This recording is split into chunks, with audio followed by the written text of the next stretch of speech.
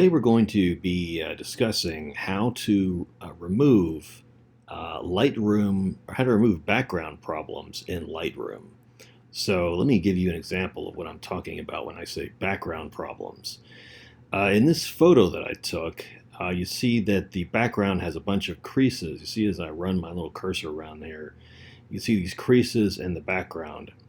Now, they're not completely photo ruining, shall we say, but they do cause some distraction, I think, and just detract from the subject here. So, what I want to do is use Lightroom to remove these creases from the background. So, to do that, I'm going to go over here to this is the clone and heal tool in Lightroom, and so it's on. You can see it's on heal right now. So what I can do then, I can use the bracket keys to adjust my brush size. I'll just keep it like around here. And as I paint down like this, and I'll paint a little bit back up like this here. It's pretty process intensive. Now what will happen is it'll offer to take a sample from over here and put it right here. So I'm going to move this sample over a bit so that it's not on top of a crease. And now I hit the return key, and you can see it's basically sampled over that crease that was there and replaced it with something else. So I can do the same thing for down here. Let's see, put this right here, come back up, and I'll come up to here. Now, once again, in just a minute here, it asks me if I want this sample to go right here, from left to right. So I choose OK, I hit return key, and it should accept that and remove the wrinkle from that. So let's try again here with another area. I'm going to increase my brush size just a little bit. And I'm just going to go down maybe about halfway here. It's better, it's a little easier to deal with when you have shorter samples instead of longer samples.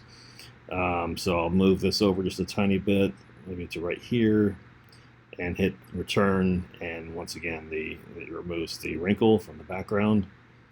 Now I will do this part right here, and it will once again remove the wrinkle from the background. So this is pretty much all there is to it to fix this kind of problem in your background with the clone and heal tool in Lightroom. Is just drawing over the problem area and using either clone or heal. I'm using heal right now, but you can see that I'm removing all these wrinkles pretty easily just by painting over them, and then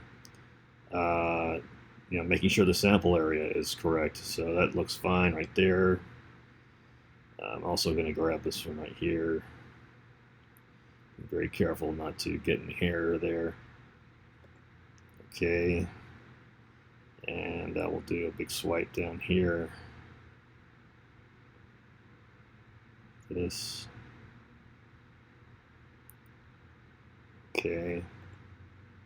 Now sometimes, let's see if it'll happen right here maybe. If you try to clone over something, or excuse me, heal something, and it will try to grab something from a sample area that interrupts or gets into your subject. See if it's going to do it here. Almost. See how it almost gets her shoulder. But sometimes it'll do something like this, and then you would end up with, see how it has some of her shoulder down here. So you have to use a little hand to move off the sampling area to a safe area where it's not interfering with anything, and then put it, then hit return, and you can get rid of the wrinkles that way. So the rest is just the same kind of thing, doing these over here, and I'll see if I can really get a few. And once again, sampling smaller areas at a time is generally easier than doing a lot at one time, because it's tougher to find a sample area if it's a really large area that you're trying to heal. But so let's see now, before and after. I'm going to use the backslash key to show me the before and after here. So this is the before, this is the after. Okay, here, let me close this down here. I'm going to hit this done button down here. Okay, so once again, here's the before, here's the after. You can see this is much less distracting in my opinion, and really helps to leave the focus on the subject, the woman I photographed, instead of the wrinkles in the fabric. So that's just one way to get rid of background problems in Lightroom. And there are other Lightroom tools that we'll cover in other videos. But be sure to subscribe and hit the like button if you found this useful. And we'll be back with more later. Thank you.